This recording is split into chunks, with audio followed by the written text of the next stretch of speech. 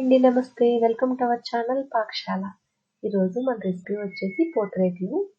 పూతరేకులు మేము ఇంట్లోనే చేసుకుంటాము. రేకులు సెపరేట్‌గా దొరుకుతాయి. వాటిని బయట కొని చేస్తాము. రేకులు ఎక్కువగా వచ్చేసి గోదావరి జిల్లాలో బాగా దొరుకుతాయి. మీకు ఆ రేకులు దొరికితే గనక తప్పకుండా కొని ట్రై చేయండి.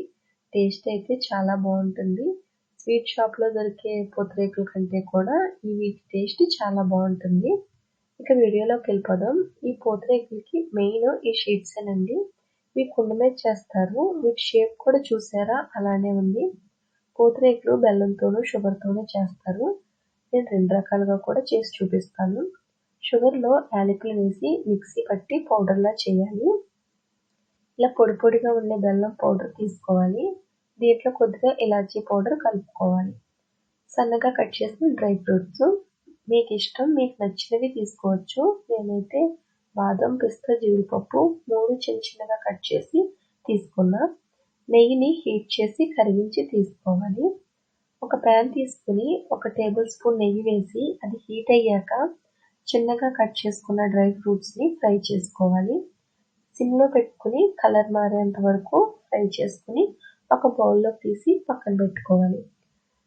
2 నాప్కిన్స్‌ని తీసుకుని వాటిని వాటర్‌లో తడిపి గట్టిగా పిండి తీసుకున్నా. 2 పూతరేకులు తీసుకుని ఇలా ఒక దానిలో ఒకటి వేసి 2 ఈక్వల్‌గా పెట్టుకోవాలి. స్వీట్ షాప్‌లో అయితే ఒక పూతరేకుతోనే చేస్తారు.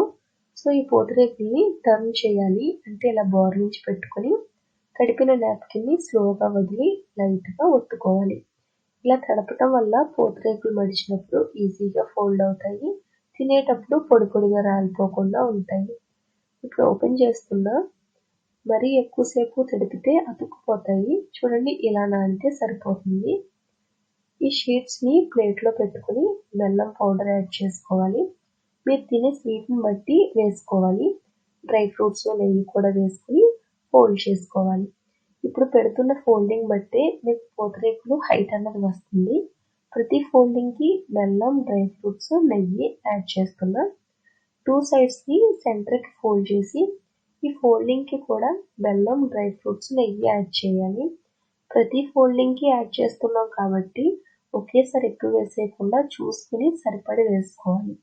ఇప్పుడు ఈ 2 సైడ్స్‌ని కూడా సెంటర్‌కి తీసుకొచ్చి ఫోల్డ్ చేయాలి. ఈ ఫోల్డింగ్ కూడా ఒక్కొక్కళ్ళు ఒక్కొక్కలా చుడతారు. మా అమ్మ వాళ్ళైతే ఇలానే చుడతారు. నెక్స్ట్ సింగిల్ రేకుతో ఎలా చుట్టాలో చూపిస్తున్నా. సేమ్ ఇంతకు ముందులాగానే పెట్టుకుని నాప్కిన్‌తో క్లోజ్ చేసి స్లోగా ఒత్తుకోవాలి. ఒక రేకే కాబట్టి త్వరగానే నానుతుంది.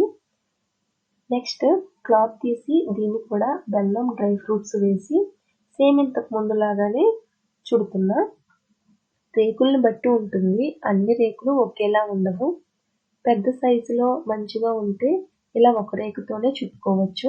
కొన్ని రేకులైతే ముక్కలైపోయి చినిగిపోయి ఉంటాయి. అలాంటప్పుడు 2 రేకులతో చుట్టుకుంటేనే బావుంటుంది.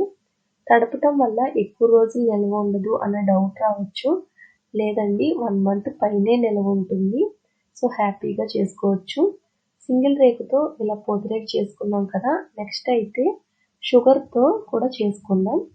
ఇలా 2 రేకులు తీసుకున్నా. ఇంతకు ముందు చెప్పాను కదా చినిగిపోయిన రేకులు కూడా ఉంటాయని. అలాంటప్పుడు ఫస్ట్ రేకు మంచిది వేసి లోపల రేకు ఎలా వేసుకున్నా పర్వాలేదు.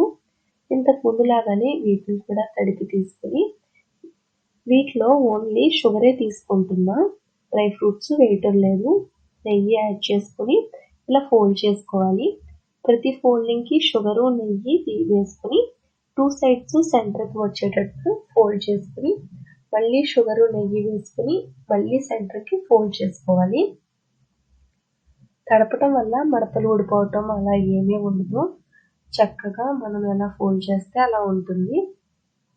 సింగిల్ రేకు, డబుల్ రేకు వేసి చుట్టాం కదా. వాటిని కంపేర్ చేసి చూస్తే హైట్‌లో పెద్ద డిఫరెన్స్ ఏమీ లేదు. డబుల్ రేకుతో పోలిస్తే ఇది కొంచెం సన్నగా ఉంది. బయట స్వీట్ షాప్‌లో కొనే కంటే రేకులు దొరికితే ఖచ్చితంగా ఇలా తీసుకుని ట్రై చేయండి. టేస్ట్ అయితే చాలా బావుంటుంది. వీడియో నచ్చితే లైక్ చేయండి. మీ ఫ్రెండ్స్‌కి, రిలేటివ్స్‌కి షేర్ చేయండి. మరిన్ని వీడియోస్ కోసం నా ఛానల్‌ని సబ్స్క్రైబ్ చేయండి.